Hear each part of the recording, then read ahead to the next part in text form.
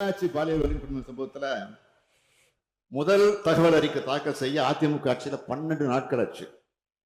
ஆனா சென்னை மாணவி வழக்கில் புகார் கொடுத்த உடனே முதல் தகவல் அறிக்கை போடப்பட்டது. இதை தொடர்ந்து சில மணி நேரத்தில் குற்றவாளியை கைது செய்திருக்கிறாங்க. ஏன்னா இதையெல்லாம் அரசியல் லாபத்திற்காக, அந்த நோக்கத்திற்காக மறைக்கிறாங்க. இதே போல இந்த வழக்கு பத்தி பாஜகவினர் புதுவெளியில பேசியிருக்கிறாங்க, தொடர்ந்து பேசிட்டு இருக்கிறாங்க. பாஜக கதையெல்லாம் சொல்லி இந்த அவையுடைய மாண்பை குறைக்க நான் விரும்பல.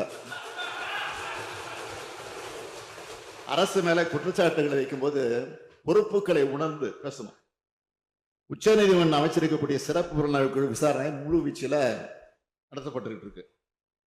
வேற யாராலும் சம்பந்தப்பட்டிருக்காங்கன்னா தெரிய வந்தா அது யாரா இருந்தாலும் சரி, எந்த பின்னணியை சேர்ந்தவராக இருந்தாலும் சரி, கடும் நடவடிக்கையை நிச்சயமாக உறுதியாக நாங்கள் எடுப்போம். மீண்டும் ஒரு முறை இந்த அவைக்கு தெரிவிச்சுக்கிறேன், திராவிட மாடல் ஆட்சி மகளிருக்கான ஆட்சி.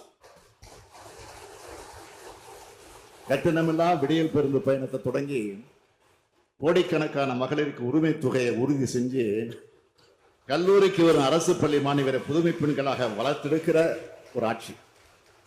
எனவே மகளிருக்காகவே நாள்தோறும் திட்டங்களை தீட்டி அவங்களுடைய பேராதரவோடு செயல்பட்டு வர இந்த அரசு, எனவே இந்த அரசு மேல அடிப்படை இல்லாத குற்றச்சாட்டுக்களை சுமத்தி அதன் மூலமாக களங்கப்படுத்தலாம்னு சிலர் நினைக்கிறாங்க.